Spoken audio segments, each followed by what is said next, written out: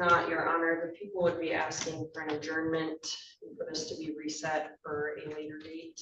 And the reason for the adjournment? I spoke with our victim advocate earlier this afternoon. We had brief contact with the victim in this case. There allegedly is maybe some text messages from the date of this incident that have been turned over to an officer. We are trying to get in contact with that officer to get copies of those.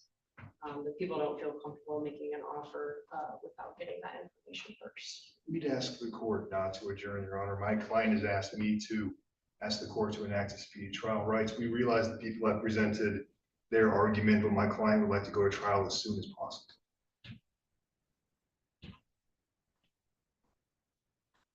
All right. Ms. Lawrence, when did you learn of the text message? That was earlier this afternoon, probably around 11, 10:30.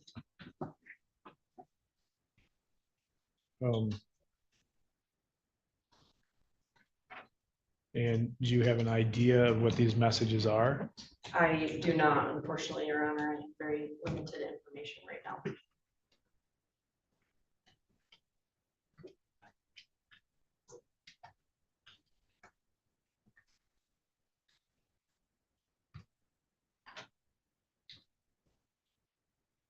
So we are set for an October 3rd trial date. Presumably, you would have the text messages by then. And, the defense would have the opportunity to decide what they're going to do. The issue is, without those text messages, I don't think it's fair to hold the defense to the standard that. Well, let me do this first of all. Mr. Krzyzewski, do you understand that today is final pretrial day? So today would be the last day to resolve the case, short of it being dismissed, it go to trial, or you plea as charged. Do you understand that? Yes, I believe so, yes. All right. And I don't know what the text messages say, and I don't necessarily care to know because that's not my stance. But my concern is should you stand strong today that you want your trial and invoke your right, then when the text messages come in, if that changes your mind, I'm in a position not to accept a plea in this case because I've already said that today's the last date. Does that make sense? I don't know, but I'm trying to follow. Mr. Hartel, have you had that conversation with him? I have. So let me see if I can explain it differently. So today is the court's stance that it's final pretrial day, all negotiations have taken place, and nothing from here on out is going to change, allowing you to enter a plea to a lesser offense. I understand that. So moving forward, it would be plea is charged, go to trial, or the case is dismissed. Now, these outstanding text messages that prosecution hasn't seen, I don't know. I'm not even saying they're existing, and I don't want you to say anything about those, okay? But if they come in and they were to change your mind, and now you want to enter a plea to a lesser offense, or whatever the prosecution's offered, I assume they've offered you something, the court would be in a position not to allow that to happen because we've already passed final pretrial. So while you're invoking your right to speedy trial, doing so at the detriment of not all the evidence having been presented to you might come back and backfire on you. Does that make sense? I understand. Okay. So with that being said, do you still wish to stand firm and want your trial, or do you want to agree to an adjournment to a later date and allow those text messages to come in and the parties to come back and regroup and see where they all stand? And Mr. Hartel, if you want to take some time to discuss that further with him, I'm okay with that. We can. Would it be okay if we did so right now, Your Honor? Yes. All right. Okay. Yeah, go ahead and do One that. second. No, because I want to make sure everybody's on the same page Thank and you, knows Your what to Honor. expect. Thank you. That's all.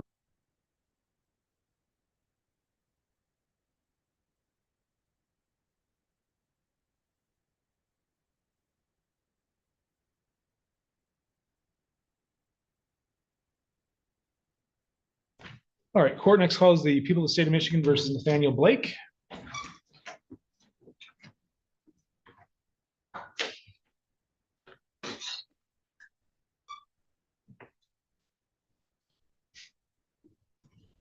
And this is case number 2152 SD. Appearances, counsel. Nate Carnes on behalf of the people. Good afternoon, man. Please, this honorable court, Kareem Johnson, on behalf of Mr. Blake, who stands to my immediate right. Thank you. You all may be seated. We are here for a final pretrial conference today. Is there any resolution in this matter? No, Your Honor, there is not. People did make an offer to my client to plead guilty to operating while visually impaired. They would agree to dismiss account of operating while intoxicated, failure to report an accident, and not to amend the complaint to include a count of operating while intoxicated high BAC. Okay. I've explained that to my client. My client understands that. And at this point, people wish to proceed to trial. All right. Mr. Carnes, is all discovery in as far as we know? I know we had a suppression hearing on this, so, We did, Your Honor. Yes, all discovery is in. okay. Do we have any witness issues that we're aware of? No, Your Honor. All right. Defense, are you aware of any issues that, so right now we're looking at, would be an October 3rd trial date? Well, the issue that we would have is based on the court's rulings in the suppression hearing, Mhm. the evidence that will be allowed to come in, particularly regarding the operating while intoxicated claims. It would be our position, since the court ruled that the stop was invalid, that everything that derived from that stop, including freedom of poison. Take a look at.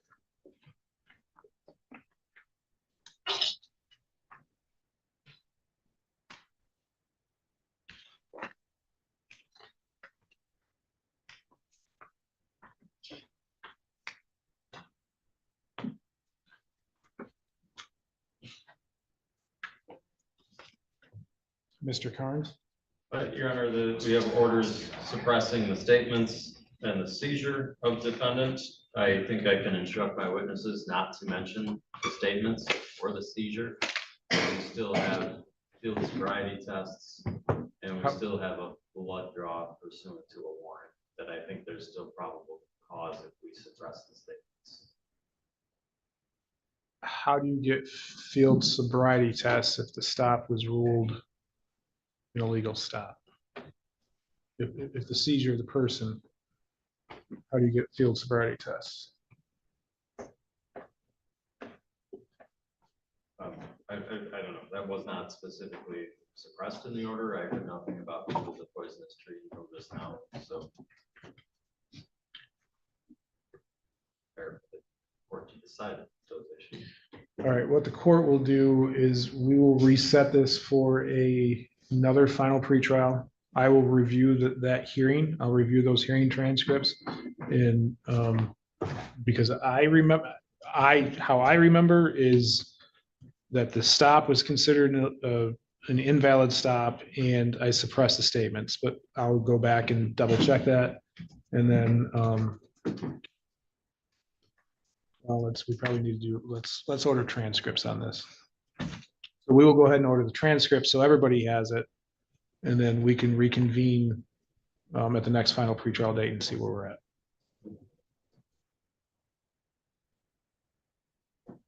Or sooner if the court feels though it's necessary.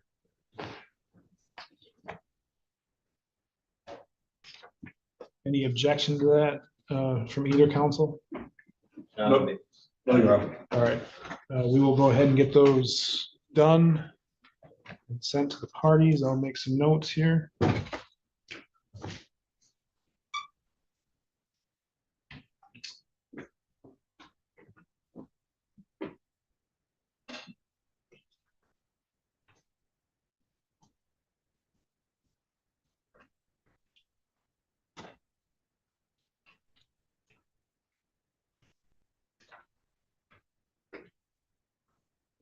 Okay, Mr. Blake, just a reminder that your bond conditions continue and we will reconvene at a later date.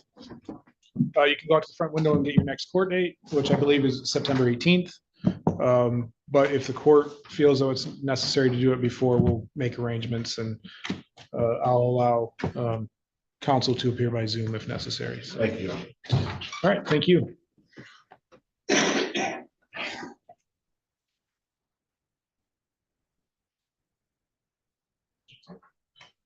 Mr. Hartel, are we ready to go back? All right. Recall People of State of Michigan versus Brandon Troy Krzyzewski, case number 252760 SM.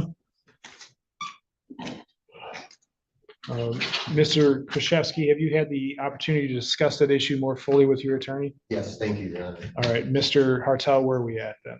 We would ask to move forward with trial, Your Honor. Okay. All right, then we are set for, the defendant has invoked his speedy trial rights, so we will go ahead and move this forward to trial.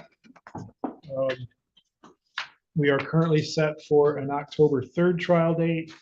I think this is case number 3 that is currently scheduled for that date, so I will have to make a determination beforehand as to whether or not that will be the actual trial date. If it's not the trial date, the cases will be reset for another final pretrial. Thank you. All right, thank you.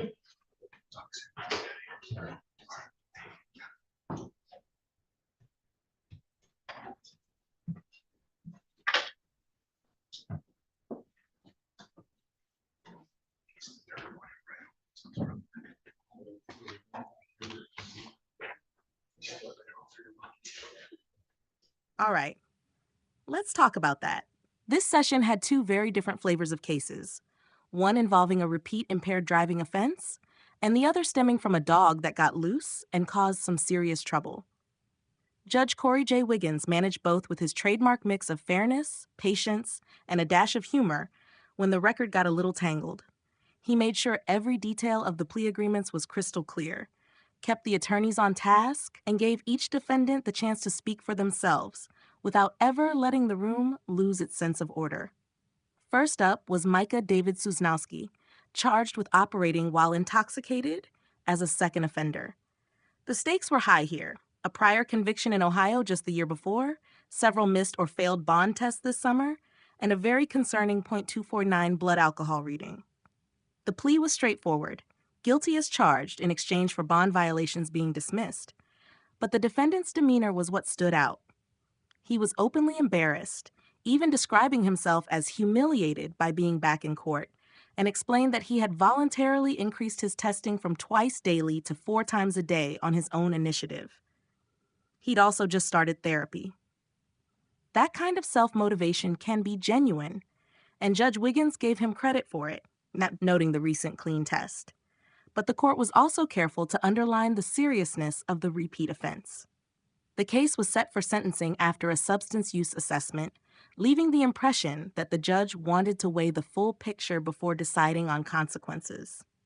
Then came Jesse Raymond Moore, in what was frankly one of the more unusual cases you'll hear, a stray dog misdemeanor tied to restitution for farm animal injuries.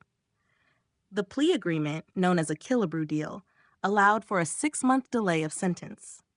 If Moore pays at least half of the $818 owed to the victim, the case can be dismissed. The backstory was rough. 2 dogs, one belonging to Moore, attacked horses and a goat, leading him to surrender the animal, which was later put down. The defendant was quiet and contrite, not offering much in the way of excuses. His attorney emphasized that the dog had been surrendered, that Moore was apologetic, and that this wasn't a pattern in his record. The prosecutor agreed the resolution was fair, noting the victim's losses, but also acknowledging Moore's cooperation. Judge Wiggins handled it with a steady hand, ensuring Moore understood the restitution terms and the no-nonsense conditions of the delay. No jail was ordered, just the restitution, fines, and costs, plus probation oversight for the 6 months. What tied both cases together was the judge's demeanor, careful to make the record clear, but also pragmatic in the outcomes. With Susnowski, he acknowledged the defendant's recent efforts without glossing over the serious risk his conduct posed. With Moore, he balanced accountability for the harm caused with recognition that the problem, namely the dog, wasn't going to repeat itself. Both defendants walked out knowing exactly what was expected of them, and both had the opportunity to make things right without excessive punishment. The overall atmosphere was calm, respectful, and efficient. Even with the weighty facts, one case about dangerous driving, the other about a dog attack, the proceedings stayed grounded. Everyone had their say, nobody was cut short, and the resolutions reflected a court more interested in forward progress than theatrics. If you found this hearing insightful, consider subscribing, hitting the bell, and letting me know your thoughts in the comments below. I read every one.